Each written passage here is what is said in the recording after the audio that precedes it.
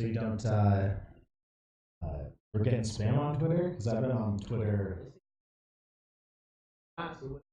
It was a while ago, man. But I've been on Twitter like I don't know. I think I got drunk and I just quit, man. I just was like, yo, this is it, man. Give my 5 followers. 5 followers. Yeah. So this is podcast number 23. Chris is still gone. I'm here with Tyler James again. How's it going, guys? Yeah. And our guest is Joe Charleston. What's good? I said that right? Yeah, Joe Charleston. That's what's up. That's me. Did we finish the mech suit for Chris or No. now? No, we have to continue working We on have it. to get a hold of Gene Simmons, right? We got to clear it through him first. Do you know who Chris Fonseca is? Chris Fonseca? No, man. I'm No. not. Yeah, no worries. He's a comedian, but he has cerebral palsy. Okay. So we're having like hydraulics put in his wheelchair right now, so he couldn't be here today, but he's on this podcast pretty often. Yeah. Okay. Yeah. Yeah. So I didn't usually like we'll have people come through town occasionally, All right. and we'll try and get them on the podcast. And usually just by looking at like Facebook or something, I'm able to put kind of a chronological order to like what they've been up to. But I couldn't really quite figure out like some stuff in South Carolina and then some military service and Philly. Still in, man. I'm still in the military. I got 1 more year left, man. So that's kind of crazy. I'm from Philadelphia. Got started out there doing comedy. I want to say about 2006, and the way it went down is just worked in that little network, Philadelphia, Maryland, New Jersey, New York, and running over there. And due to me being in the military, I can't say certain things. You got a little restriction on you, So I was like, yo, I'll take a little pause. Yeah. Just do the family thing for a little bit and see how that go. But yeah, man, I I'm still here. I still got it. I was down South Carolina. Worked at a little comedy club over there. Comedy house. Comedy house out there in Columbia, South Carolina. They got me it was one of the best comedy clubs out there. But it's funny. Just every region you go to, everybody's. Everybody's got that number one guy that local guy that's there that's like tearing up stages and everything like that. And it's just funny. I just got here to Colorado, so I'm kind of intrigued to see, hey man, what's the hot mic out here in the Springs? I just found out about the Springs. They just told me, you can't call it Colorado Springs, you got to call it the Springs. So I want to be hip. And then the Denver scene, and it's funny, y'all would think y'all are closer. Y'all talk about Denver like it's another country, like So it's funny. Only half of us have cars, so it might as well be a different country. Yeah, and of that half that has cars, like maybe half of them have gas money. Yeah. So it just keeps going down further and further. The struggle is real, so I got that. So I want to talk to you. From the beginning, do you want a water or some soda or anything? We've got some stuff. Yeah, I'll take water if y'all got it. Yeah. So are you? I ain't used to this. This is new. All right. No worries. So were you born in Philly? Yeah, born and raised. West Philadelphia. Born and raised. Me and Will Smith. Yep. Actually, I'm born in Southwest Philly. Grew up there, high school and everything like that, and. I just wanted to get away. It's kind of crazy. Everybody, whenever you're in your town, you grow up there and everything like that. For some strange reason, everybody wants to get away. Yeah. And I it's probably the same here. Everybody that's born and raised here in the Springs, I need to go somewhere else. I got to do this, that, and the third. So I was just like, I didn't know where I wanted to go, but I just knew I wanted to get the hell out of my mom's house. That was about it right there. So that was the motivation that lit the fire right there. So. It was crazy. So joined the military, joined the Air Force like 17. It was probably the dumbest decision. It's the dumbest reason to join the military. I joined the military because I wanted a car, and I didn't even want a good car. You know what I'm saying? So I was just like, I need some wheels. I'm tired of taking my grandma's station wagon to the club all the time. It was crazy. So, I wanted. It's funny. I wanted a 1993 Honda Accord. Hey, I used to have an 88 Honda Accord. You know, little box and everything like that. Yeah. Real easy to break into. Yes. My car got broken into like over a period of like 6 months. I had a 88 or 89 Honda Accord. It got broken into like 4 times. Okay. Like it was to the point where like I could either just change the locks or abandon this vehicle, and I went with the latter. So I'm done. It's funny, man. You know, see, in my neighborhood, they would steal the cars and rent them out. See, we were businessmen. Rent them out. It's a good business model. You get $50, you can get this thing, you drive it around all day. You know what I'm saying? I wouldn't drive any more than a day. They give you a little waiver. So it was just, it was funny to me. But yeah, Philly's nice, man. It's a different scene. A lot of mics. You meet a lot of comedians. It's funny. A lot of guys I got started with are kind of moving up and doing things, and I'm proud of them. You know what I'm saying? I'm really illiterate around Philly. I know cheesesteaks and Keith Robinson. That's all I got in my brain for Philadelphia. Keith Robinson. He's a legend out there in Philly. I know. I used to take Kevin Hart up there to New York all the time. So. That's the old legend out there. He used to run Kevin up there, and Kevin got famous and went to LA and blew up. But do you know Ben Bailey? He's a New York comic. They had one of my favorite jokes of all time. Ben Bailey did a roast set at the roast of Patrice O'Neal, and when he was roasting Keith Robinson, he said Keith Robinson took Lil Kev under his wing. And Kev ripped off that wing and flew to Hollywood with it, leaving Keith with one wing to fly in circles between New York and Philly forever. It's one of my favorite. Oh man, it's funny. I think, man, Patrice O'Neal, man. Why you bring that up, man? You know, that's just a legend in comedy, right there, man. You know, his what was that last special? Elephant in the Room. Elephant in the Room. You know, to this day, man, I'm still over here like in stitches. Like it's the first time I saw it, and I'm like, you know, comedians. You know, you get tired of watching everybody set, but you know, certain comedians, you're like, yo, I'm a fan of it. You know, I'm back to that again. You know what I'm saying? So, Keith, Patrice O'Neal. Who else up there? I like Bill Burr. I think that guy's crazy. And then a lot of guys. I don't even go name drop, man, but it's a lot of guys, man. Anybody, I just think comedy's comedy, man. You should be able to, if you're funny enough, you should be able to go in anybody's room and go in there and destroy.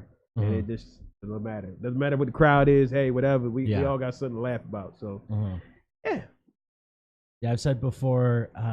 I've heard people say that like it's never the audience's fault. Like that, and I kind of disagree, but at the same time, I think you should always pretend like it's never the audience's fault. Like that, every time I'm in a room, like there's a way to crack this.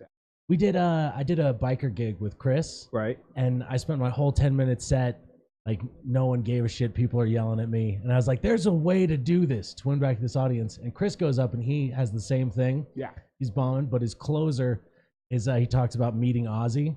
Right. And as soon as he said Ozzy Osbourne, like pin drop, like the whole bar stopped. Yeah. And I was like, that was it. That was the key to the set was Ozzy. Who the fuck knew? Yeah. But there's always a way to do it. I don't know. Best set. What's your best set? Because when you're talking to us, I see your ears. Oh, okay. Yeah. Yeah. Either like scooch back or get the camera. That's not sexy at all. That's not going to do it. That's the one angle I can't see. When I yeah. That's why I got you. I'll look for you. Make sure you're still in the shot. Got you. All right. Yeah. So you started stand up in Philly in 2006. 2006, off and on. Just doing open mics. A whole bunch of open mics. A whole bunch of bombing. A whole bunch of blank stares. You know, I'd rather get booed than stared at. That's just me. Yeah. Like, at least let me know. Give me some feedback. Right. You know? So you were already enlisted in the Air Force. Yep. And then you started stand up in Philly. Yeah, it's like funny. After basic. No, it was.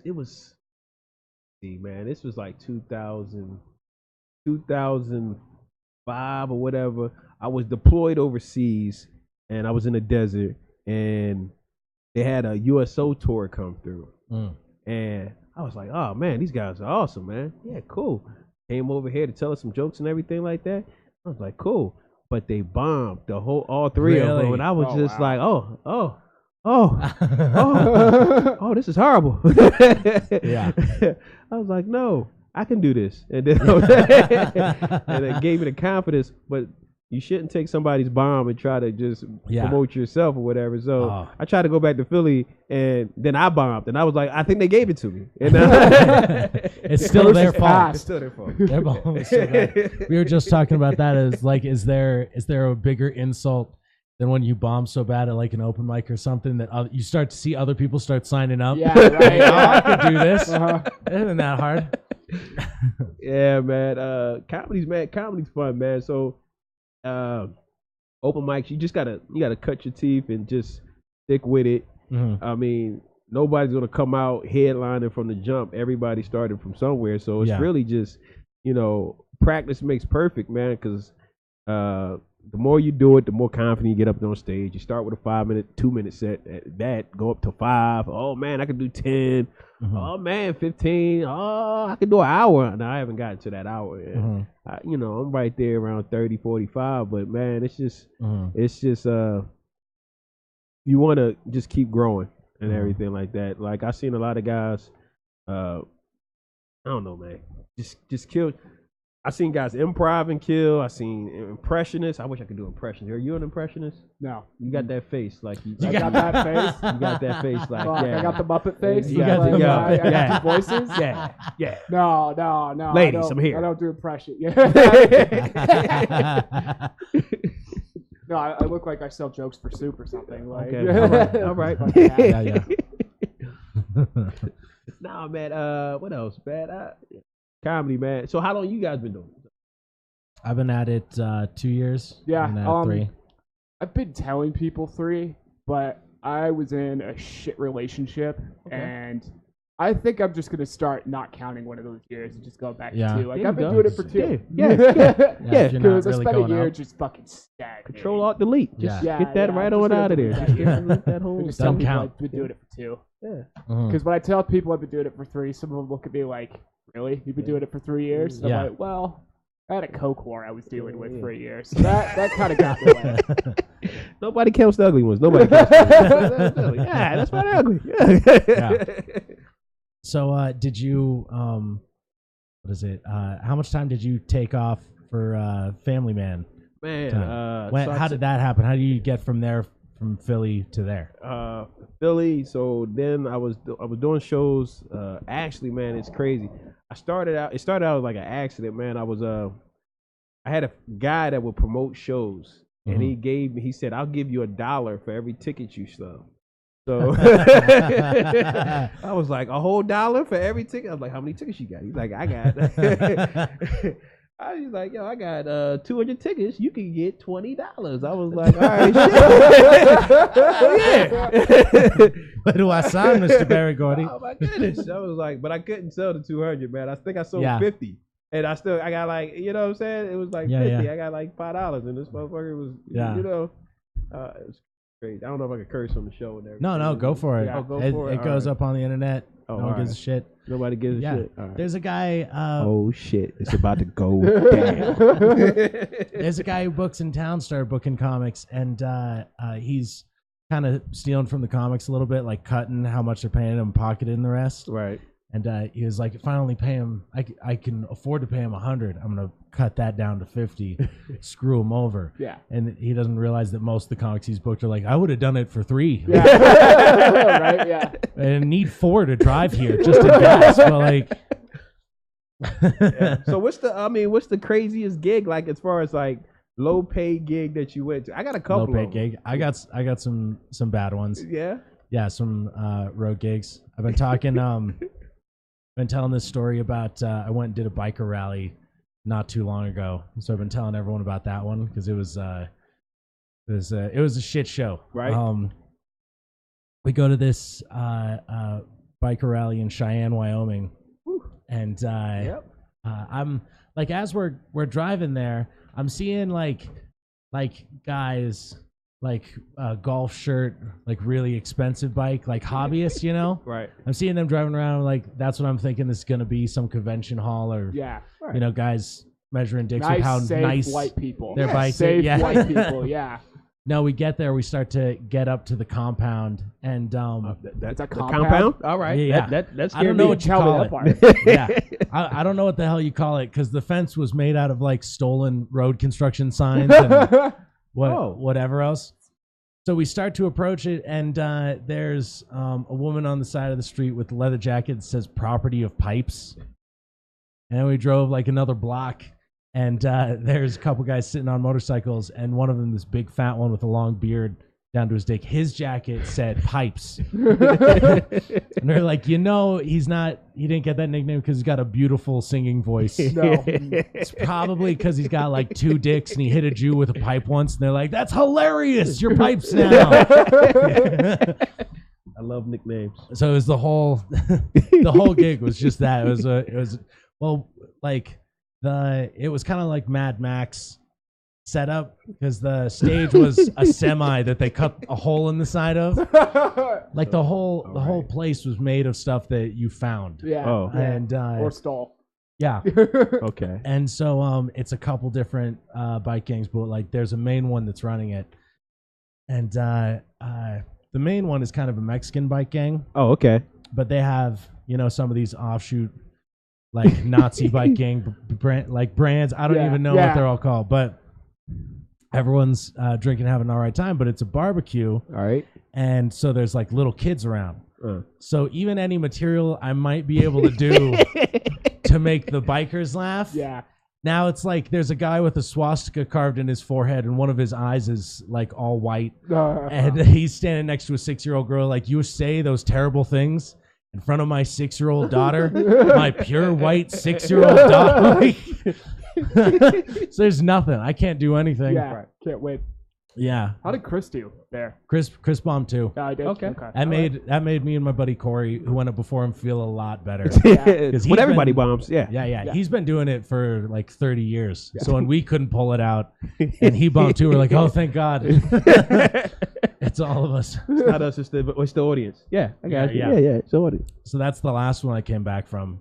So I got a couple more. We just been going up north and doing gigs. Right. In the Midwest where there's just like meth and tractors. Okay, all right. So there's been a lot of places. Not like a lot of black people. No. Not all right. Nope. 13 black people in the 13. If you got a number of the town, it's probably a little racist. So I'm just gonna throw it out there. Oh, dude, you know? we were in Watford City, and I looked up the population on Wikipedia. The last census, and it said 96% white.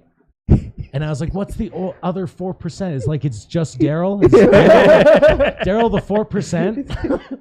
Yep. I'm the guy. Pretty much. We are the guy. 4%. I get all the Yeah.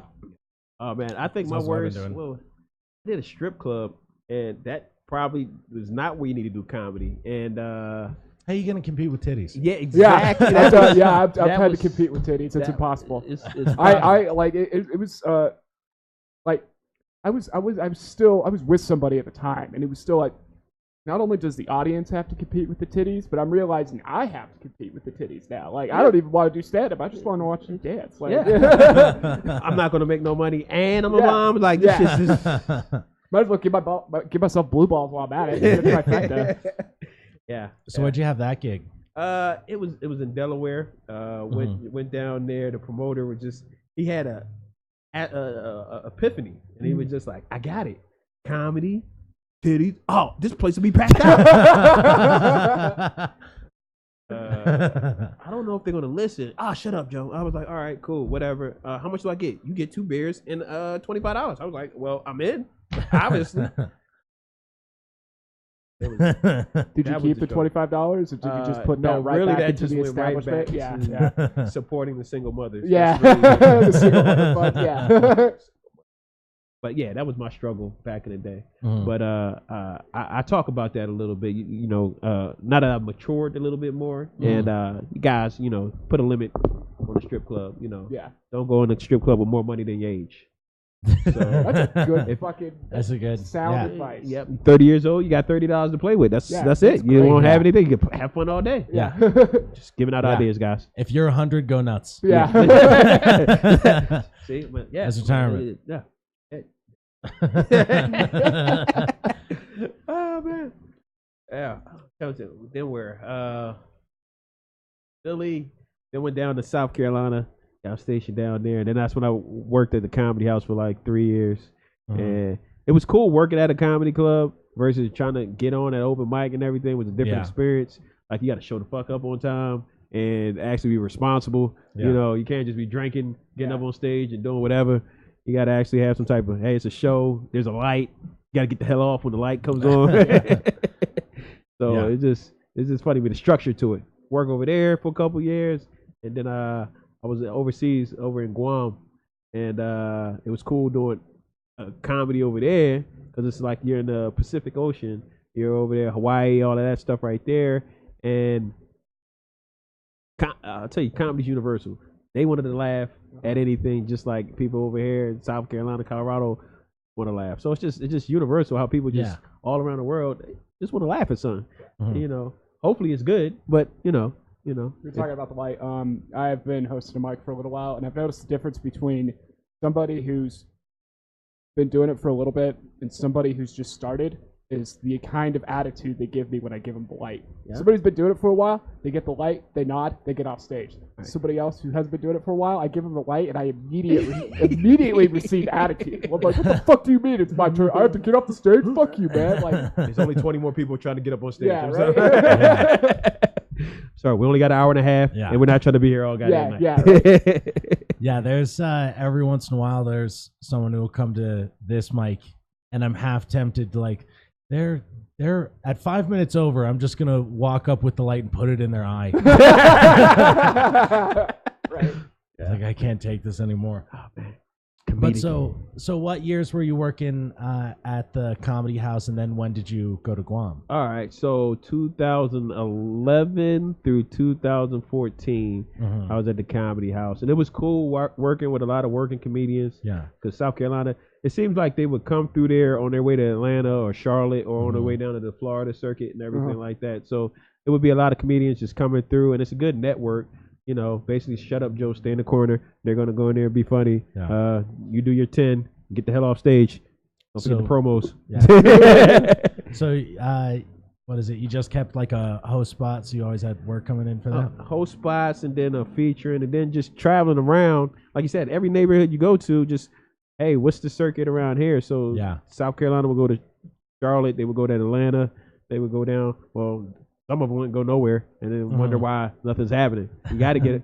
It's tank of gas isn't much, you know. $50 to get you a lot of places. So, I don't know how far it gets you here, but I heard Pueblo. We'll get down to Pueblo.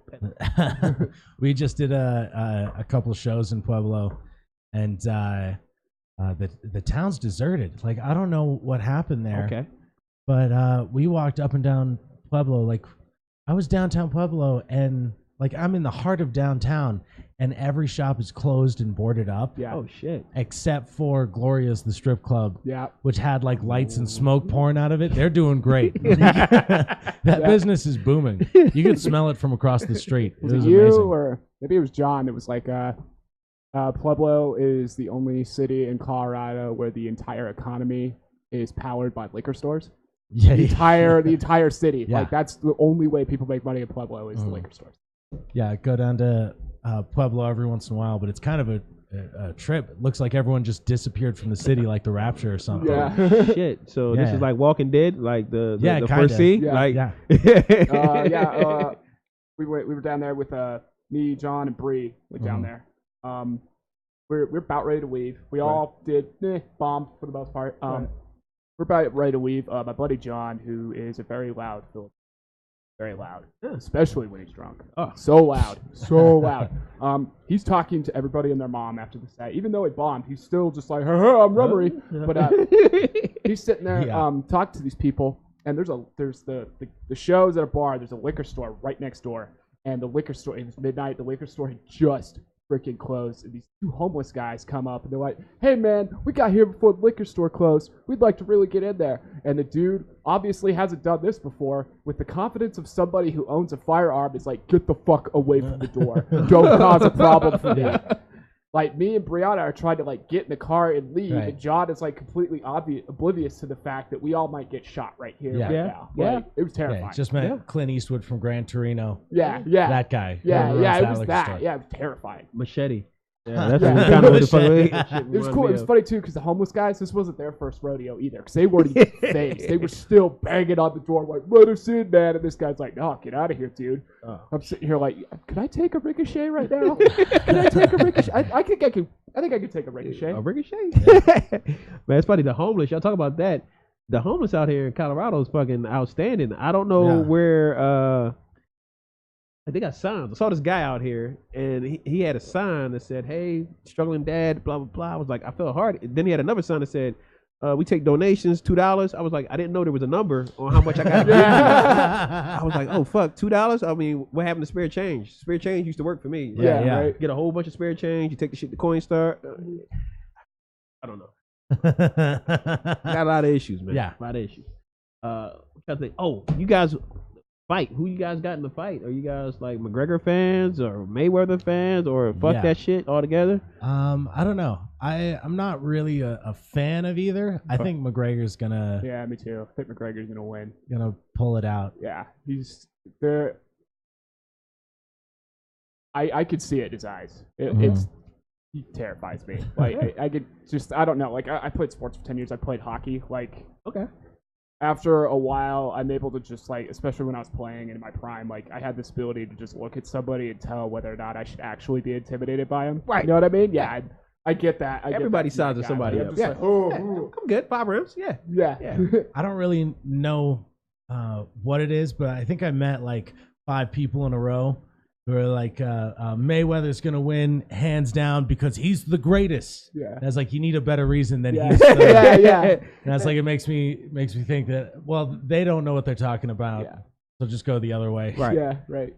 I mean, I just think I don't know. It's gonna sell. That's what I think. Yeah. I think it's gonna sell, and we'll see how it goes. I don't know. I think if it goes a distance, they'll probably give it to Mayweather. But if McGregor can knock his ass out, and I think that's what a lot of things people are like, "Hey, you going for Mayweather?" I'm like, I'm going for Mayweather, but I wouldn't mind seeing him get knocked out because he's a little too damn confident. You know what I'm saying? Like, but McGregor's the same thing. You know, they're both. Whoever loses this one, I'm gonna be like, he fucking deserved it. They're at least two of the best shit talkers to ever live. I like McGregor's confidence, or like, he's also overly confident, but it's at least creative. Right. Like the last thing I saw was they were doing together for like a promo thing, taking some pictures. I think they were doing the weigh-in, and he shows up to this thing with just like, "Fuck you." He was wearing a suit, a full suit, pinstripe suit, and the pinstripes were just "fuck you" all up and down. I was like, God damn, that is creative. That weigh-in was crazy. I just think I think he's gonna. If anybody can do it, back to McGregor, that Diaz fight. When I saw that first one and everything, that's when I thought he was a little too confident because I was like, man, he's gonna destroy Diaz. Yeah. Now he came back the second fight and ended up, tearing him to bits. But man, that first fight, I was like, oh shit, McGregor's gonna kill this guy. And then he got a little overconfident. I think he took it a little too easy. He underestimated the guy, and kind of like Ronda Rousey. You know what I'm saying? I was like, shit, man, she's just kicking everybody's ass. Well, I think for him it might be a little psychological. It's like, I have to win this fight because I just spent $3,000 on a suit that says "fuck you." I have to justify that expenditure. Yeah, I can see it. Did he also wear a jersey of the guy who fucked his wife? That was the guy in the NBA. And he was wearing that jersey around because he was like, "Oh, that's the guy that fucked Mayweather's wife." Like, oh yeah, I would have totally wear that jersey in his head. Like, holy shit. I think there's a lot of mind games. Yeah. Oh yeah. And totally. Nothing says mind games like "fuck your wife," and that'll do it. That'll have me distracted. I'm like, well, we're not telling jokes tonight. Fuck this. Yeah. Well, I wonder if, like, that's gonna like come back to bite him in the ass because it might make Mayweather just go into like fucking. You talk about that guy? That's the thing is the guy who owns this venue is a fighter, right? He was like number 4 in his weight class in the world for wrestling. Oh shit! And so he just could have joined the Olympics. He tried to, didn't he? He tried to. Yeah. But it was kind of just a timing thing, like why he didn't make it in. They're like, oh, and then your age prime is like right in between that 4 year, whatever it was. Yeah. So he's cage fighting, and he was talking to me about how like he's fighting Marines in this like cage matchup, this tournament. Yeah. He's fighting Marines, and he was like, I'm not worried because these guys are big and they're great for like bar fights, right? Bar brawls. That's what they're built for. Yeah. It's like, but they don't know how to take a punch and have it not phase them. Of like, okay, I guess we're. So I mean, he swings a little heavy with the. That's about every Marine I know. They are dedicated. Hey, run over there, and there's no question they'll run over there. Where's over there? I don't know, fuck Marines. Fuck crazy. I'm a fan. All right, guys. Yeah. Just in case. Yeah, I would like to see. I would like to look up the stats on the two of them as if like if you pretended that McGregor was just a boxer. Like if they were both boxers, how would that matchup look? Yeah. Like who has reach, who has age? Because McGregor's like in his prime, and Mayweather's coming up on the back end. Yeah. He's like the greatest boxer, but you know. Defensive boxer. Defensive boxer. Greatest boxer now. Like I think from the Pacquiao I fight have in between. No comment on that. I don't follow boxing enough to. I don't know boxing enough, but every fight I've seen. Well, that's how they do every fight. Every fight is always between the two greatest in the world. Like that's how they sell tickets. Yes. Okay. Yeah. Anyway, I should look up those numbers because that might be interesting to look at. Anyway, so we were talking about Guam. Yeah, Guam was different. Yeah, living on an island, that was unique. Everybody wants to live on an island until you live on an island, and then you're like, oh shit, man, this is cool for about 3 months, and then we need to get the fuck out of here. Welcome to Colorado Springs. We need to get back to 1988 because this shit's fucking crazy. So, it was unique, warm year round, about 88 every day, so it was cool. Beach right there, so it was chilling. But the scene was kind of crazy because there was 4 comics on the scene. So you think you run out of material here? Imagine 4 goddamn comedians doing it. I was like, man, I'm running out of jokes. Like I literally see the same people every damn week. Yeah. So it'll test your patience, and it'll make you write a little bit more. Yeah. And try to add that to 5 more minutes to the set. So. The exact same 4 guys. Yeah. So by the time I got out of there, I was like, "Yep, all right, miss you guys. I'm getting the fuck back to civilization." So, right. Where you going? Colorado. Okay, thank you. Nobody's as far away from the ocean as I can get. Yeah. Yeah. So that was. Were you only there for 3 months? 2 years. 2 years. Yeah. Did that 2 years. What was I there? 2014 to 16, and then I just got here to Colorado about February. So. It was interesting getting here, getting settled, checking things out, trying to figure out where I'm going. I drove all the way from South Carolina to here. I don't recommend doing that ever again in life. Fuck that.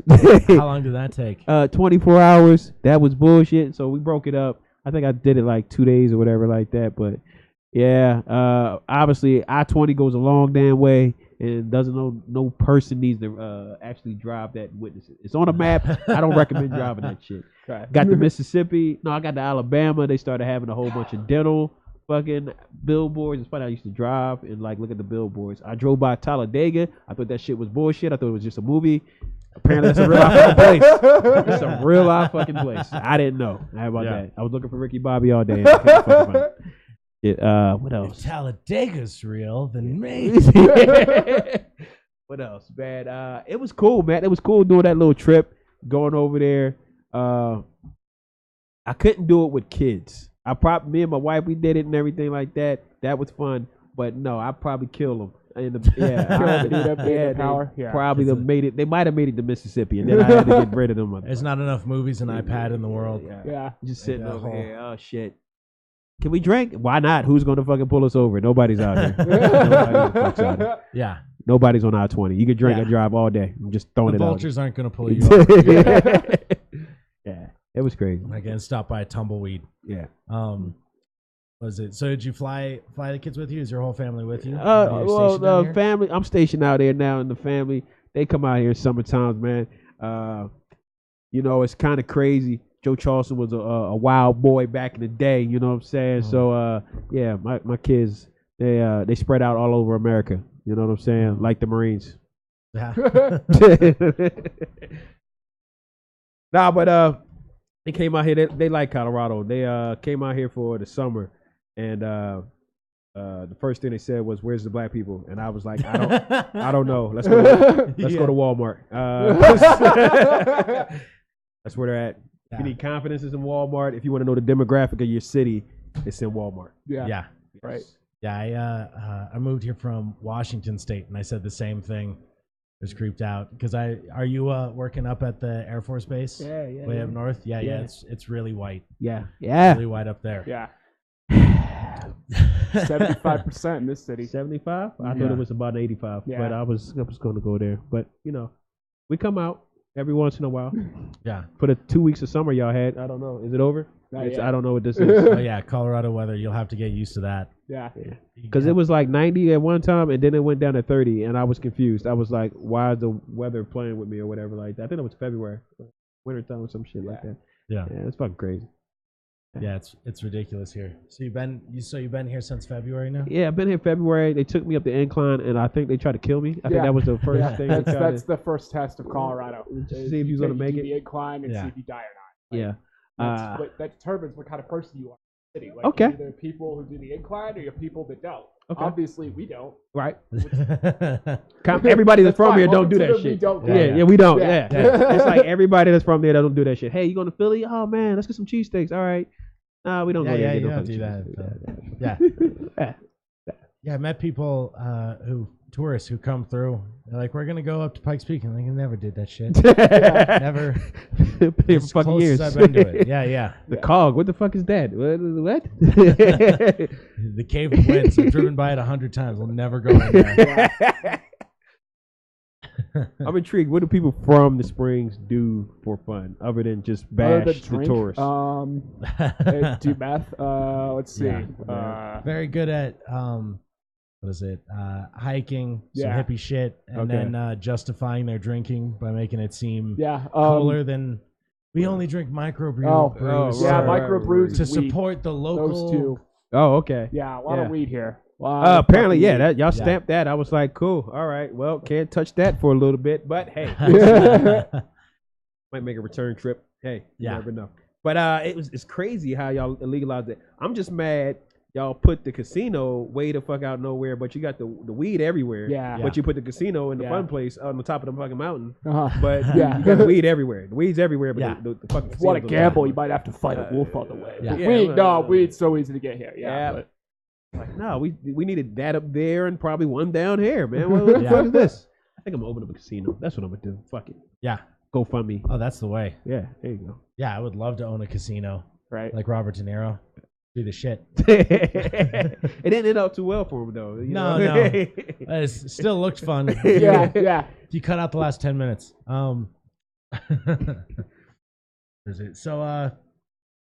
So how come you haven't really been out if you've been here since February? Man, I was working, and you ever want to be that good employee? Like you want to set the example? Like, yeah, I'm good. I'm trying not to be that person. I was like, you know what? Fuck it. All right. I gave it 3 months.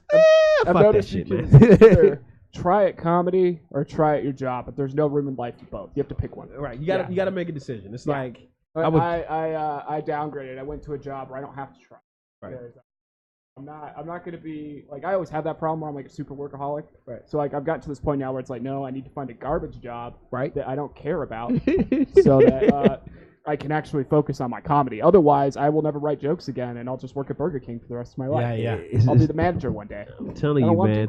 It's crazy. It's like exactly what you said right there.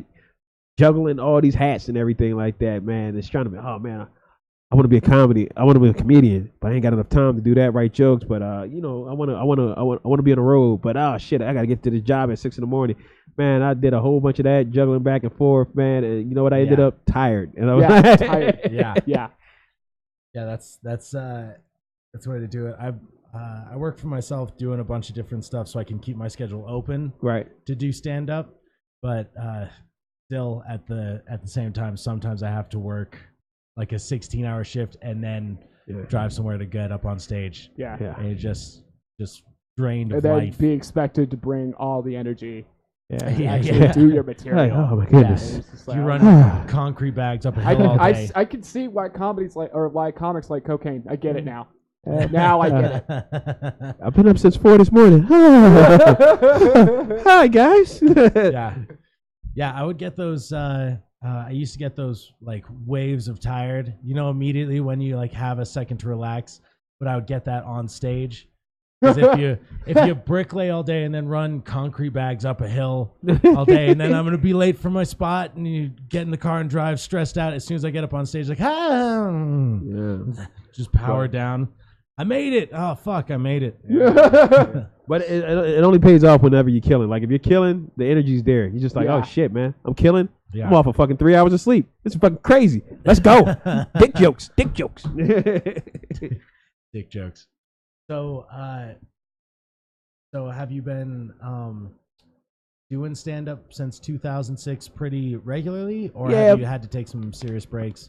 Some breaks, man. Life happens, man. But it was kind of consistent there for about a good 5 years, and then kind of spotty here and there, getting up when I can, and then when I started working at the club, that was consistent, and then that was funny. It actually felt like a job then. And I was like, this is weird, but jokes shouldn't be work. And then when you got better at it, it's just like, hey man, let's go, let's clock in, let's kill this crowd, let's have a good time, man. So I don't know, man. For me, it's just it's a good place to release. No matter how shit your day is, it's either I'm gonna tell you about how shit my day was, or I'm gonna listen to how shit your day was. Either way. Fuck, somebody's gonna laugh at something, or somebody's gonna get drunk and fucking talk some shit. So, yeah. But it's been some ups and downs. Can't complain about it, man. Nothing happens on accident. Everything happens for a reason, man. You just gotta embrace the struggle, go through it, learn something from it, and just take it from there. I know something's gonna happen. It's just me putting in the right amount of work to make it happen. That's really all it is. Yeah. So you mentioned earlier. So who are some of these guys you worked with in Philly? Oh man. So kind of crazy, man. My story, comedy. It's kind of like an accident. I was on this place called South Street, and I was with a friend of mine, and we was out there drinking, and got drunk and stumbled into a comedy club. This is probably the worst place to fucking go. And I'm at the bar, and I'm talking shit at the bar about, man. He's like, hey, why you here? 3 guys at the bar. And I'm like, hey, man, I'm here to drink and hopefully watch some of these corny-ass comedians tell some jokes. And they were like, oh, okay. All right. Yeah. Okay. And I'm like, oh, you funny? I'm like, well, I like to think I'm funny, especially when I drink. And we was over there at the bar, and I was buying them drinks, and they was buying me drinks. And we was over there talking shit for a good half an hour. And then they started the show. And I should have known something was up. My seat assignment changed from where I was at to the front of the fucking show. Mm-hmm. And me and my boy, we were there, and we was drinking. And he's like, hey, man, they changed our seats, man. You at the front. I was like, oh, man, hell yeah. We're going to have a good time. And they brought out the comedian. He's like, hey, the host came out, and it was a guy, big, tall, dark, big nose, big head dude named, I don't know, everything, just big eyes. And it was, he's a good friend of mine now, but Spank, he was there. And then they said, hey, we're going to bring out your headliner comedian tonight, and we're going to bring out Mr. Kevin Hart.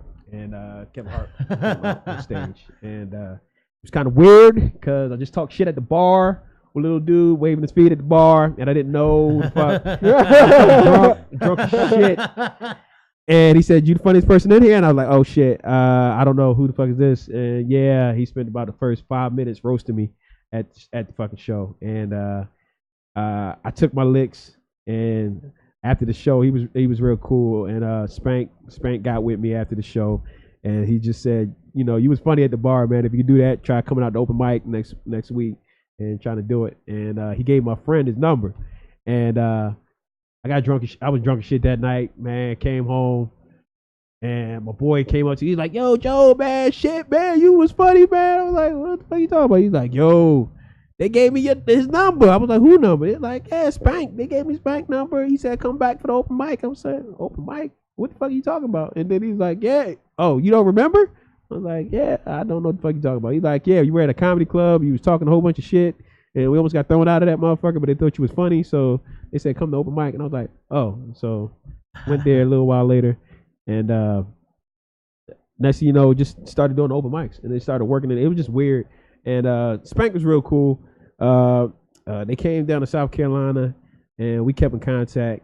And he gave me some. He's like, Joe, we doing a show. Laugh at my pain. We coming through. Kev gonna do a big show. I got you with some tickets. He's like, how many tickets you need? I said, I need about 200. He said, no. And I said, what? He's like, I can give you 2. I was like, oh, okay. Yeah, I'll take 2 tickets. And then came over there, watched the show, and saw all of that.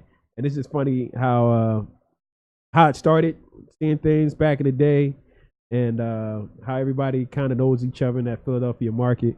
Yeah. And you never know who you're gonna run into. It's just weird.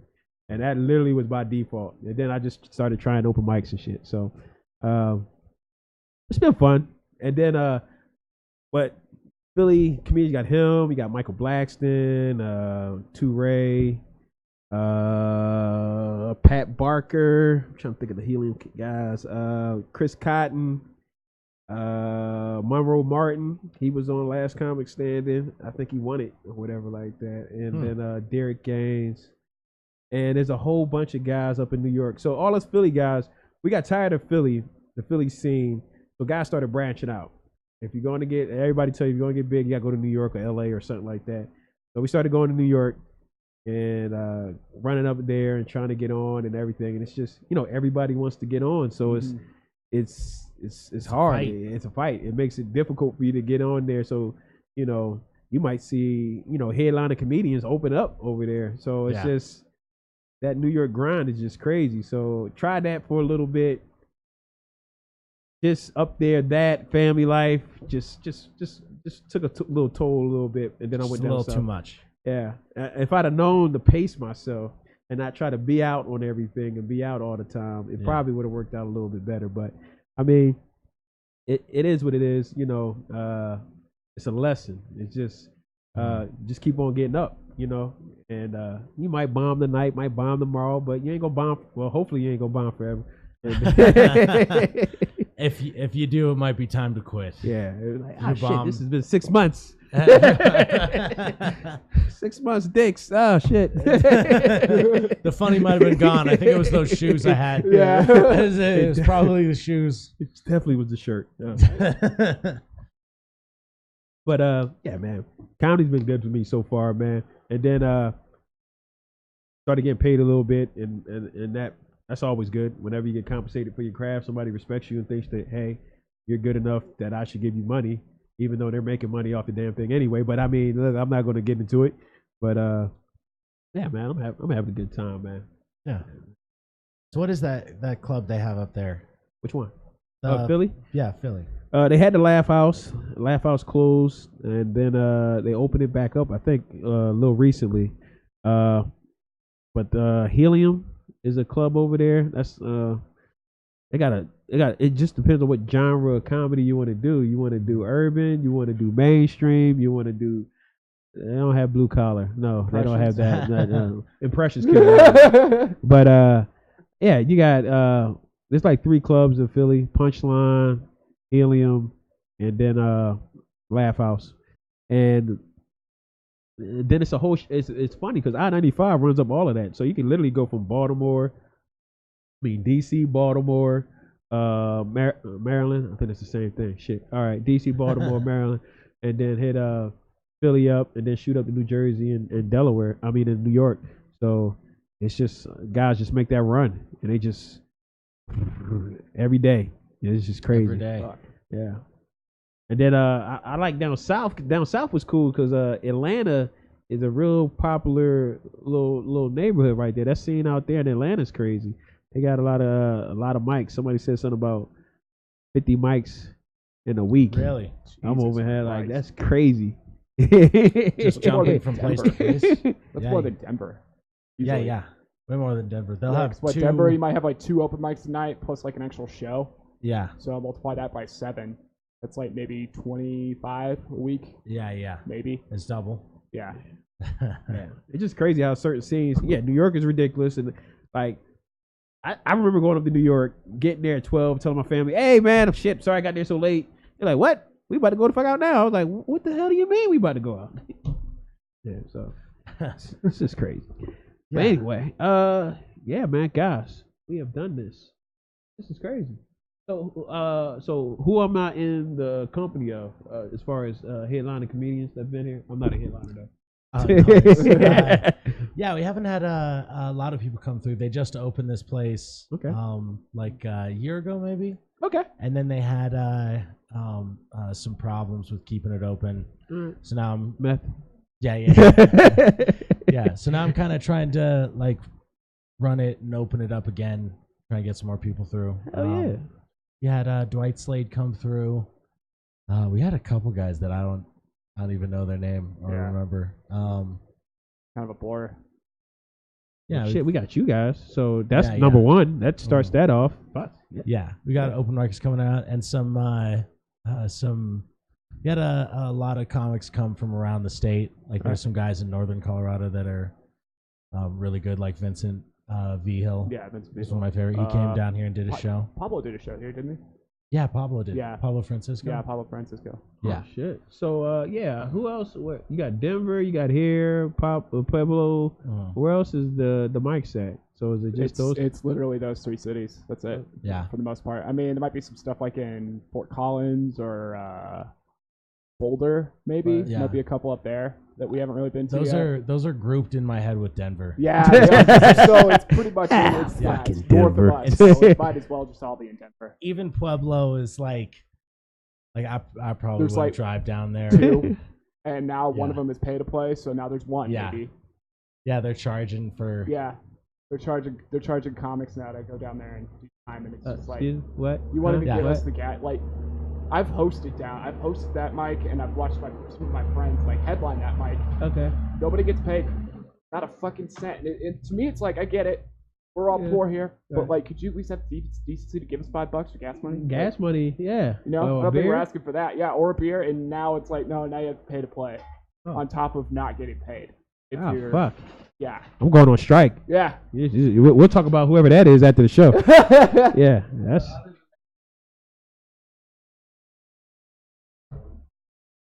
Other than that, there's like a few things up in northern Colorado, like Greeley and Loveland, but kind of once you get past that, it's tractor land. Yeah. Up next is Wyoming and Montana, so yeah, that's kind of up on the border. A lot of meth. Yeah, all the meth. Yeah, a lot of meth. So this is Breaking Bad territory right around here. Kind of. Well, if you go north, go north, go east, you go south.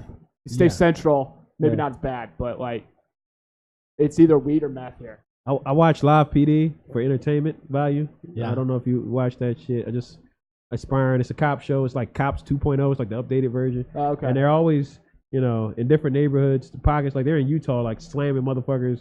Hey, and it's always like they pull up to a trailer park or some crazy shit right there, and I'm just like, oh, okay. Or they go to Atlanta and they're in the fucking ghetto. Come over there like, oh shit, man, what the fuck's going on over here? Either way, it's entertainment. Yeah. Oh, yeah. Because I'm like, hey, worst case, if comedy doesn't work out, I could be a fucking cop and just beat the shit out of people. And, yeah.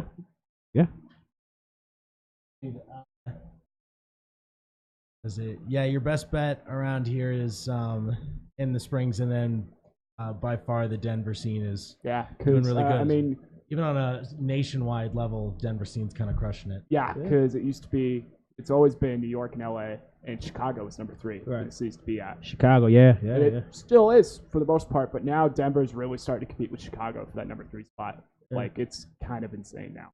Like the High Plains Comedy Festival, which is going to be like 2 weeks or so, a week and a half.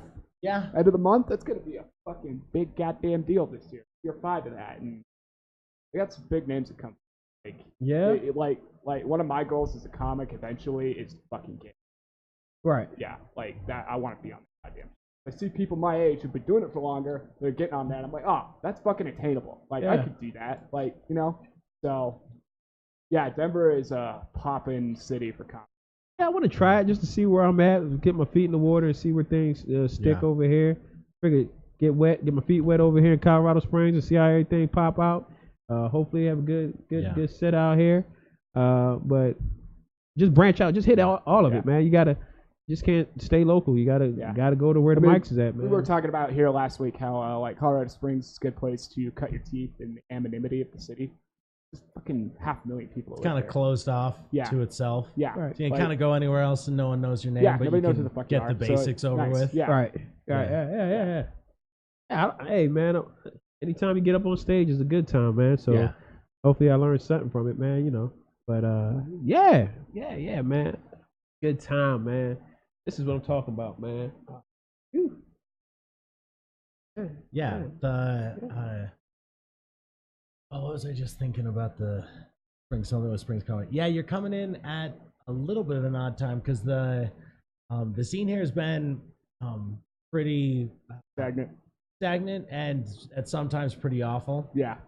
Awful is another good word for it. Okay. I was trying to be nice. I need to stop being nice. Good crowd. War.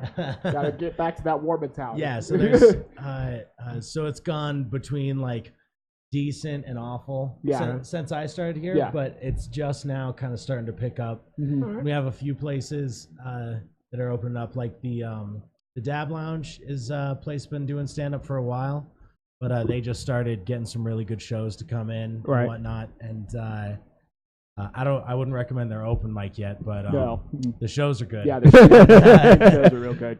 But there's a few places I'm trying to make this one of those places. Right. You got a theater, man. Yeah, got a theater. So I'm going to use it as much as I can to build a brand on the scene. So it's just kind of started. Enough people are kind of coming in and trying hard to make the scene better that I think we're going to see a big growth and improvement over the next couple months. Right. In this scene especially. We'll have guys coming down from Denver to come and actually want to be here. Not act all actually, put out and holier than thou that they're here. Like, they actually want to be. I think that's a big part of it, too. It's like, there you go. Yeah, man. Why you come down here and just act like everything's blubber? Oh, that's why our scene sucks. Huh? Yeah. Yeah, man. You can't trash the spot you're at, man. You got to beat it up a little bit, but not too much, man. You know what I'm saying? Yeah. It's all good to poke a little fun at something, man, but hey, man, they got to live here. Shit, man, this place does suck. All right. I had that at a certain point where I had the opportunity to really work on this theater. And I was thinking, like, do I just pack my bags and go somewhere where it's good, or do I try make an effort to make it a little better? And I was like, I kind of dig this place, or like the roots I have down here. Right. I just like it to be better. For stand-up, because it would improve Colorado as a whole, as a state for stand-up. Yeah. Because Denver's crushing it so hard, and it's such a fight to get time up there sometimes. Yeah. Right. That I know there's plenty of guys would be willing to come down here if it was just a little bit better. Yeah. Yeah. I can appreciate that. Yeah. I'm telling you, man. I'm just glad to be here. I'm excited. I feel like I'm welcome here. I didn't get kicked out yet. You know what I'm saying? Yep. Yeah, man. So I got to watch one of your sets you had online. The audio was kind of blown out a little bit. You still got like a YouTube channel. Did you not know that? Yeah. Fuck. Damn it, I do. Shit. God damn it. Yeah, I thought I shut that shit down. All right. Yeah, I haven't been updated in a minute, but some years. And years. Yeah. There's some old stuff on there. Some old open mics. I guess one show over there. I got to see what video you over there talking about. But I had a skit. I did some acting. It was horrible. Don't worry. It wasn't. I stick to the open mic. I like skits though. I'm trying to span out and do a couple other things.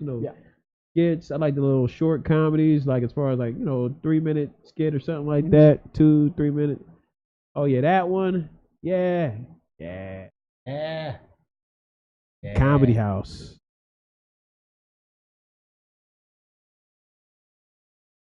Oh yeah, I remember that one. That was South Carolina. That was hosting that one. That was a good little set. And then what else was on there? That's it. Yeah, I think that's it. No, you got some other.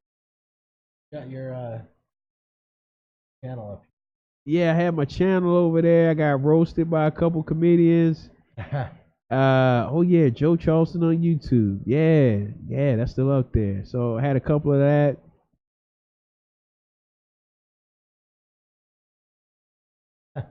That's funny that you forgot you had that. That's funny. That's hilarious because I'm sitting over here like, what?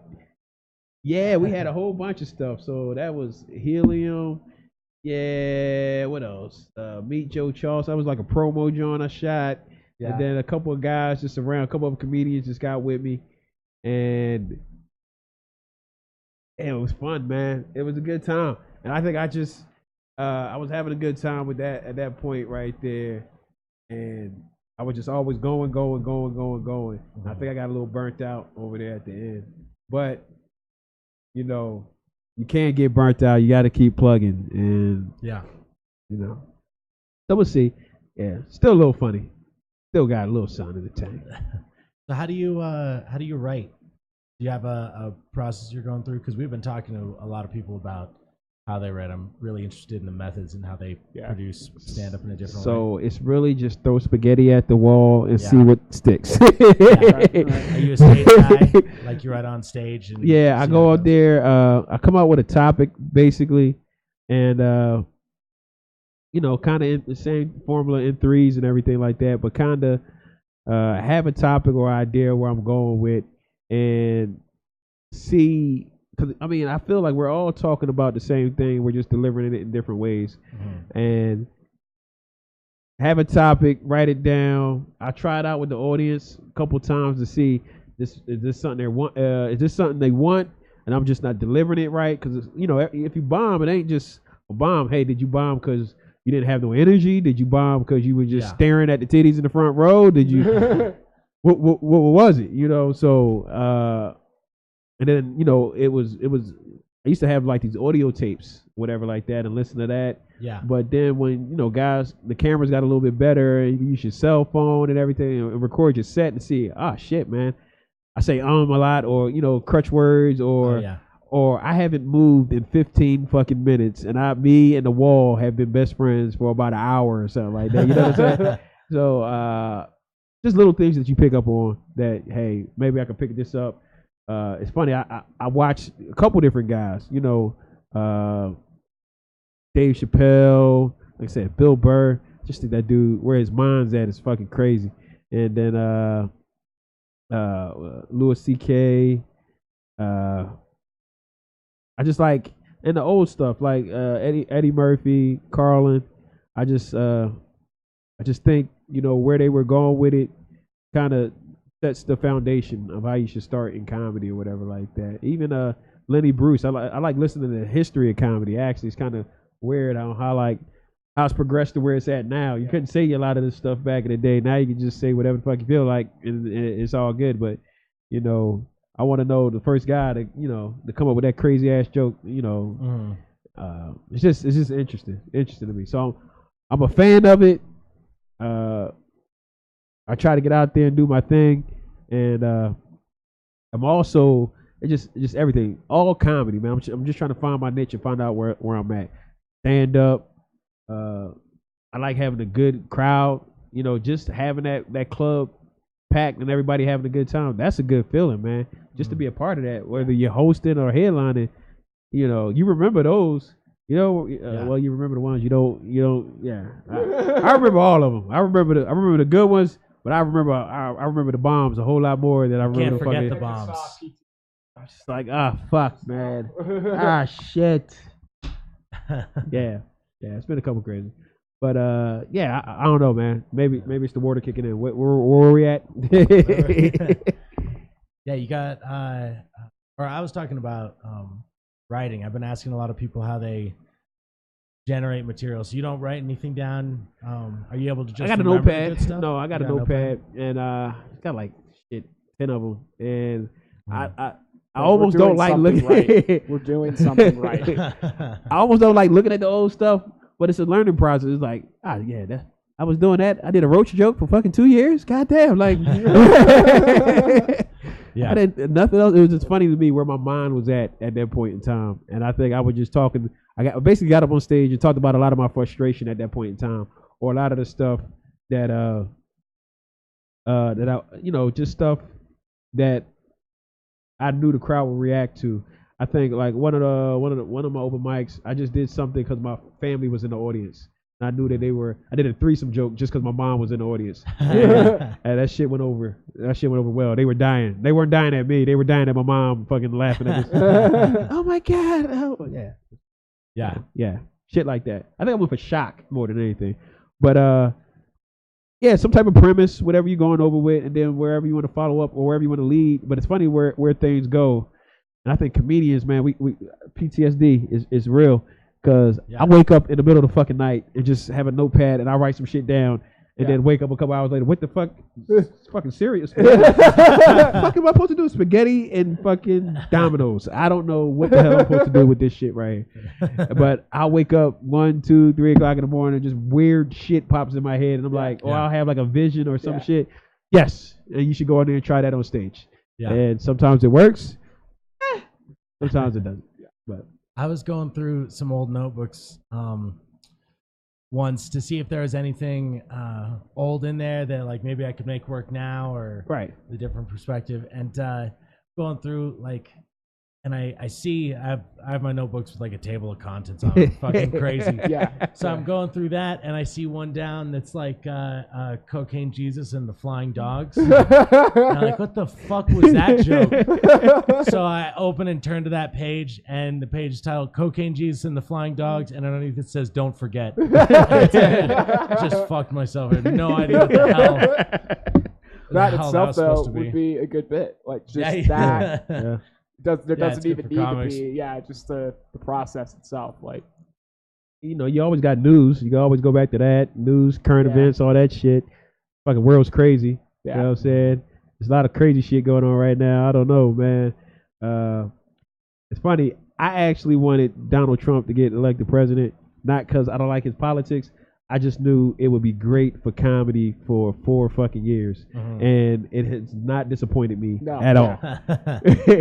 Because I like the fact there's 2 different news sources. You got Fox News, which obviously is like Republican news or conservative news. And then you got CNN, which is kind of like Democratic or liberal, whatever. And then you got MSNBC, and they're kind of like that bisexual girl somewhere in the middle. I got a bisexual girl. NPR's my bisexual. NPR. She's really well read, has glasses, but she's still bisexual. She doesn't know which way she's swinging. Man, but it's just funny to me, man. I think he, in my opinion, he likes to fuck with CNN. I don't know what it is. I don't know what CNN did to him. He likes to fuck with those guys. And like they'll say, hey, the president said blah, blah, blah, blah, blah. He'll be like, okay, put out a tweet with a train running over fucking CNN. I'm like, are you 2? This is like something my fucking kids would do. Like, hey, put the toys away. No, I'm going to throw the toys at you, Dad. Fuck you, Dad. I think, and then, everybody wants to get into the race thing. I'm just like, I really think he's a billionaire that just doesn't give a fuck. Yeah. Yeah. And ultimately, he's like, I'm rich enough. That's the kind of rich most people want to be. Is I don't give a fuck. Yeah. Have you ever heard of Gerard Carmichael? Yeah. He's a Comedy Store guy, but he had a joke about. He's like, I want to become a Republican. not that I want to be a Republican. I just want to have like Republican money. Yeah. I don't give a shit about other people. It's the kind of level I want to be playing on. Yeah. It's just funny to me. It's sad and it's funny, man, but it's just like Saturday Night Live when they were doing the bits on the dude Spicer. Yeah, I was just like, oh my God. Like Saturday Night Live, in my opinion, it was a lull a little bit, but it seemed like Trump got elected. Chappelle came out with that improv spot, and he just went off. I'm like, is this live TV? Oh fuck, this guy's going in. And then they picked up the Spicer thing, and they started fucking with him, and then he got fired. And I was like, oh, they're gonna throttle down. No, they started fucking with the other guy. Yeah. Scaramucci. And he had a job for 10 days, and I was like, oh shit. 10 days? Did he even get a fucking exit interview, or what the fuck was this shit? And then did they even get to etch his name into the I was confused, man. And I'm just looking at this shit, and I'm like, this is fucking hilarious. And if you listen to the Trump fans, they are just and I'm like, oh, this is crazy, man. Like, this is like your drunk uncle up there just fucking going in on stage, just ramming for an hour and just fuck everybody, man. Fuck the women, fuck the shit. It's just crazy to me. Yeah. I think overall the system's designed that it's not going to fail. Hey, America's going to be the same with America in the next 4 years that it was 4 years ago, that it was 20 years ago, that it was fucked up then. It's going to be fucked up in the future. Yeah. So just make it as least fucked up as possible for you and your family, and that's it. Take care of you and yours, and Yeah, I was driving around running errands this morning, and watching people walk by on the sidewalk, and I was like, how many more fucking people do I gotta look at? I'm tired of looking at different faces, because I think I've run out of faces in my brain, because I'm just seeing like same 20 faces. I'm seeing. I saw Colin Farrell walk his dog down the street today. He's just in there, But I've really been interested in. I'm not super political, and I don't watch too much news. My roommate just mainlines news. That's all he has. Yeah, that's all he has. That's all, one channel. All right. Oh yeah, I think CNN's is. I'm trying to get him more on NPR. Yeah. Maybe get him a little less. Like maybe I only like NPR because they try to act like they're in the middle of the road. Yeah. Like they at least acknowledge the fact that we got these two sides. We're not going to play that fucking game. We're just going to give you the news down the middle. It's like they're in a car with some fucked up alignment that leans left. Yeah. Like they keep trying to correct it back. Yeah, it corrects itself. So it's usually right in the middle. Like I'm trying to get Chris on that, but I don't think it's working. I just watched the stock market. Like the numbers don't lie. Fuck. He's either it's either up or it's down. Hey, fuck it. Right. You know what I'm saying? Yeah. Hey. So numbers don't feel bad for you. Yeah. Numbers don't have feelings. Yeah. Shit. You're struggling over there? Oh, fuck them. Talking about the waves that like this Trump thing that we were talking about Charlottesville earlier today. Right. I was like, remember when like you used to look at a hick with like a pitchfork and a shotgun, be like, so you're racist? You'd be like, nah. And that was all of it? Yeah. I remember that. Well, I was talking about earlier today about how like our generation, millennials, we've been playing video games since video games existed. Yeah. And we got to get the good video games where the only bad guy for like the first 10 years I was playing video games, fucking Nazis. We've been conditioned to kill Nazis, and now we finally have an opportunity to punch some Nazis in the face and pretty much get away with it. And all of these people are like, oh, no, man, no violence. It's like, guys, this is your chance to go in. Yeah. You ever wanted to punch somebody in the face and get away with it? 2017, nobody's... Like it's still today. Like we're right. No, they're not from here. Well, where the fuck are they from? Like that's the manifesto where they came from. English. Yeah, it was like halfway through the 2000s. We had pirates again, and now we're back to Nazis. Yeah, we're slowly coming back. Yeah, we're like it's just a big fucking circle of shit. Geico had cavemen in 2001. Then we moved up to pirates. Yeah. We skipped now we're Vikings. At Nazis. Who's next? The commies? Oh, I don't know where we're going. I don't know. It's crazy, man. The main thing is, man, just keep laughing, man. You got to look at this shit, crack a beer back, and just sit back and watch the news. I just watched.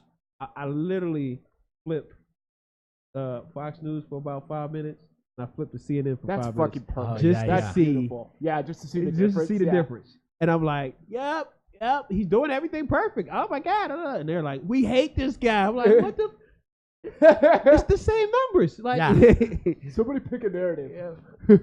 I was doing that. I was in Mexico and stuck in a hotel room with nothing to do all day. So I was just switching between the 2 channels, and also because they were the only channels in English. So I'm just switching between the 2 of them and noticing the differences of like both channels got a press packet with like 10 pictures of the president. And both channels are showing all 10 pictures, but they're definitely showing like 5, like the opposite 5 on each channel more.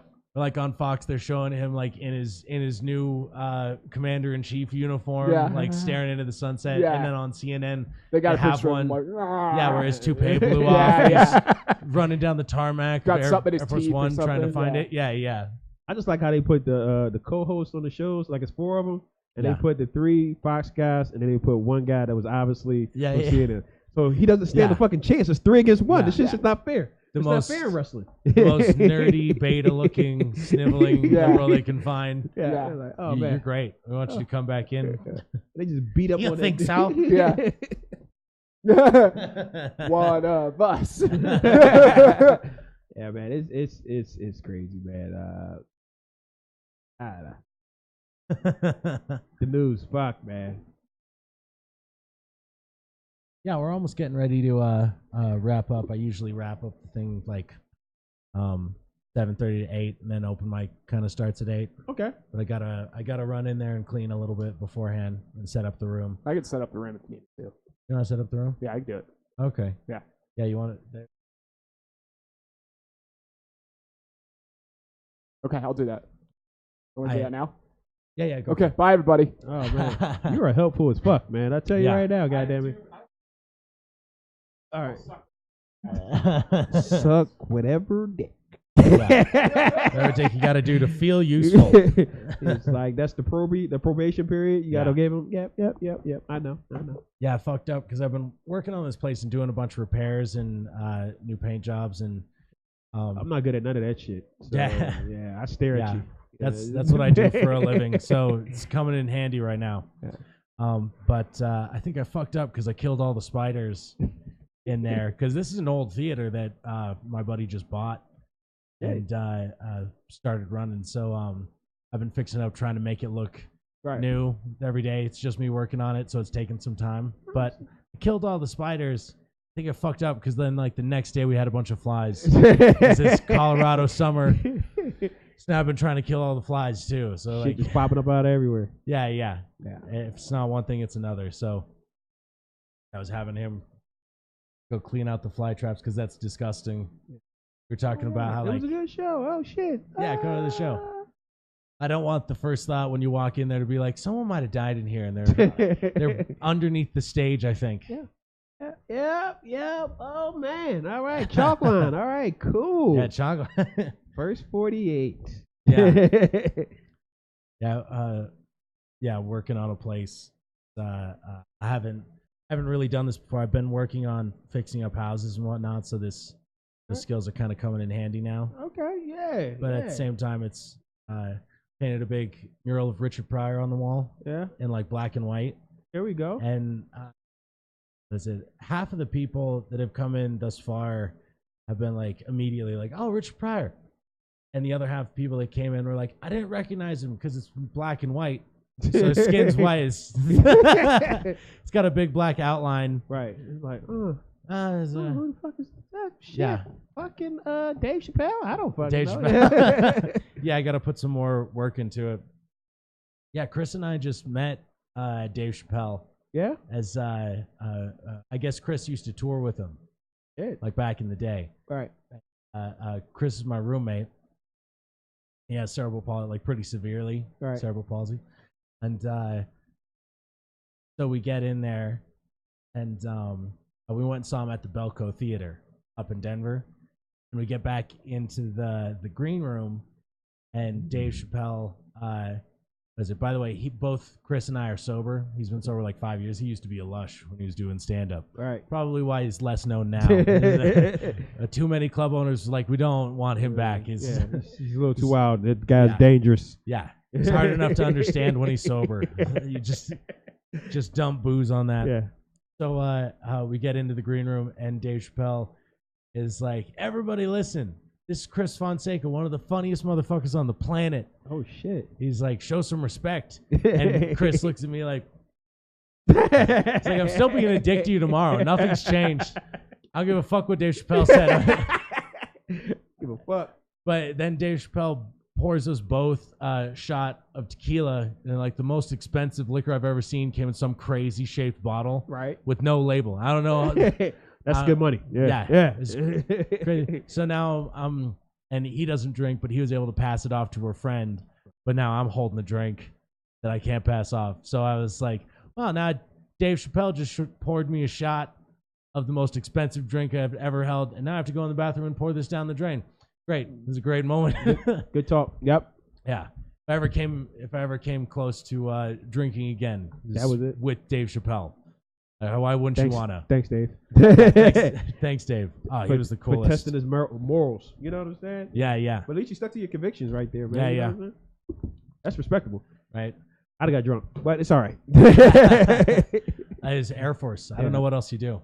My brother just joined, and he's... fuck, man. I'm a firefighter, man. You're a firefighter? Yeah, man. So I didn't have enough fucking adrenaline rush doing stand-up. I needed to run into fucking burning buildings. So it's kind of funny to me, man. The guys at the firehouse, they always want, hey, Joe, won't you do some firefighter jokes? I'm like, man, nah, man, I'm good. I don't want to fuck y'all whole world up. We're friends. And I'm gonna say something mean, and you're not gonna like me. Yeah. But nah, man. Air Force, man, it's crazy. We always get shit. Everybody, like, yeah, you're in the Army. I'm like, not in the fucking Army, not at all. Really, just Air Force. Yeah, I didn't know the Air Force had a firefighter division. Yeah, man. You know, we do a lot of shit, man. Fire does happen on base, so man, we're here knocking that out. I've been doing that for about 15 years, so. It's definitely one of those jobs where you gotta have that focus and everything like that. Yeah. This, that, and the third. So kind of played into it a little bit, but dad being deployed all the time, everything like that. It's just like, man. But there's a lot of guys that was in the military that's doing it. It's a lot of guys. I think Harry Owens was in the Navy. Sinbad was in the Air Force. Yeah. I think he wasn't in that long. I think he got out. He was like, yo, fuck that shit. I'm good. And I'm about to get this money. Yeah, Sinbad doesn't do great with being told what to do. Yeah, he's like, rules? Yeah. So I'm black guys you see with the yellow mohawk. And a big earring. He's doing what he wants. Yeah, you know, that's cool. I respect that. Yeah. Clean, funny brother, always passionate. Everything I see and everything, I'm like, man, that's crazy. Oh gosh, we got what is it? Being on the road with Chris has been really good because we got to meet Sinbad too and go watch one of his shows. Yeah. Chris did a show with him. I guess Sinbad was like Chris's mentor for a period of many years, and Sinbad went on at the Late Show, did almost 3 hours, and his family's in the green room like texting him like, get the fuck off stage. And they got a video screen into the green room what he's doing, so we're standing in the green room watching him. Right. And his sister's texting him like, get the fuck off stage. We look up at the screen. I still going hard at midnight. And then he came to the green room, did like another half hour for just us standing in there. Right. Like he doesn't turn off. And they're like, how you been doing it this long? You love it that much? Yeah. Can't have to drag you off stage. The guy was amazing. I can respect that, man. When I hear them things about guys doing hours on stage. Oh, yeah, Sinbad. Pell, all those guys. We went and saw Cedric Entertainer. Cedric, yeah. Cedric just came through with George Lopez, and he was George Lopez, yeah. He had a bit that fucking killed me about how he was in the South, and they get in there, and this guy, their driver, introduces himself as like, people call me Bowman Initials. And he was like, so I called this dude Bomanicious for like a week. And then I heard someone go, hey, CJ. He's like, by my initials. So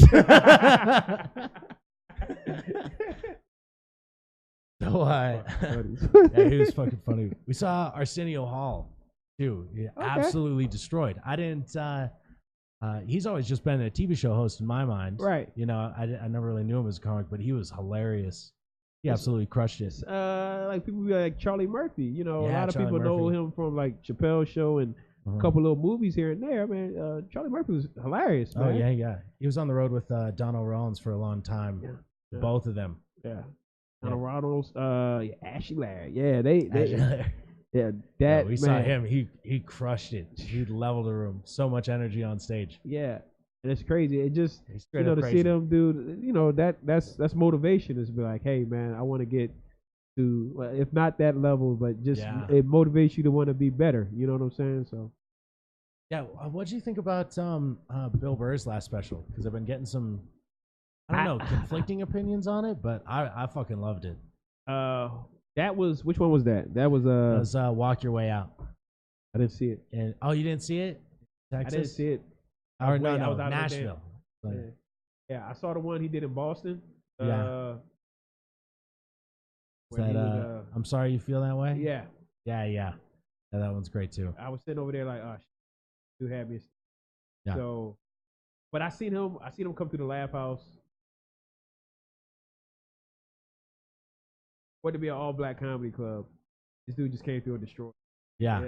It was just crazy. Like, I think he cut his teeth on those rooms. Yeah. Too.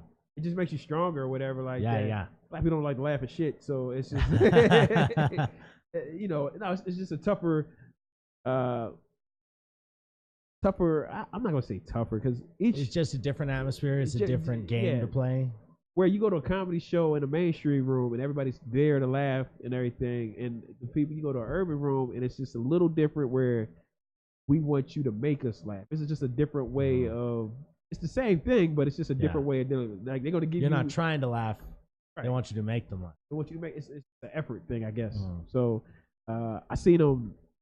Yeah, I see certain clubs. They give a guy 3 minutes if they don't know him. It'd be like, 30 seconds if they don't know him. Like, boo, boo, boo, boo, boo, boo, boo, boo. Can we boo here? Boo, boo. Yeah, there's not. I haven't come across a black room in Colorado to really go up at the Improv in Denver. Yeah, certain shows people come through. Miss Pat. Yeah, if you get on that one, I'm sure it's probably as close to a black room as you can get. Yeah, but that's what I'm hearing, man. And it's just funny just looking at the room. But like you said, man, it's really just having a good time with the crowd. So yeah, as long as the crowd's with it, it don't matter, Right. All female. Only problem. The bars where nobody's paying the fucking attention. Yeah. I would think that would be the most frustrating one.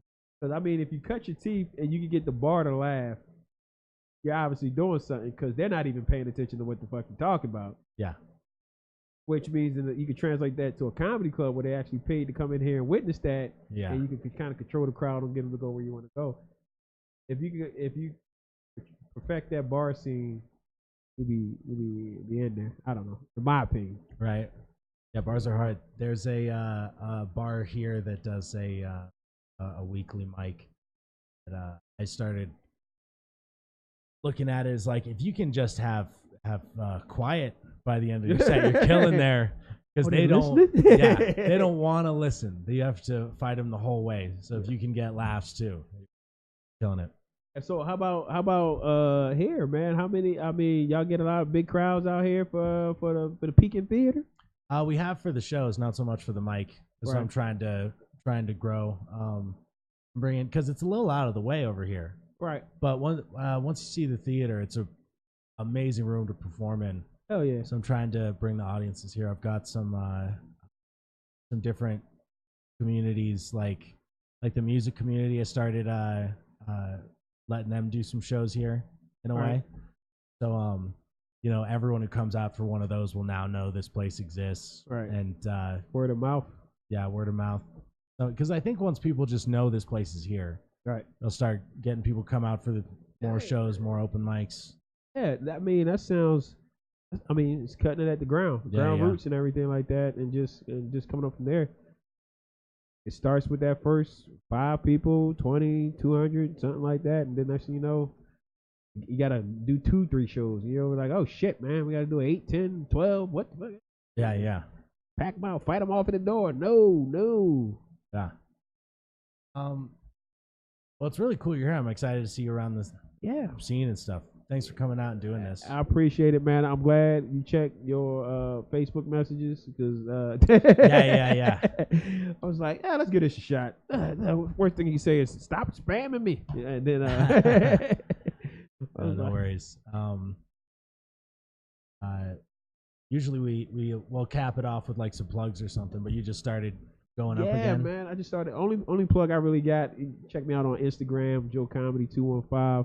I'm on Facebook, Joe Charleston. And apparently YouTube, Joe Charleston on YouTube. Hey, that's still there. You can always get some laughs with that. Yeah. Old laughs. I got some new shit I got to put up there. So yeah, that's funny. What else? Twitter? Not Twitter guy. I might have to up that. Yeah, and you can catch me in random rooms just popping the fuck up. Yeah. I think that's what I'm going to do. I'm going to pop them with random mics all over.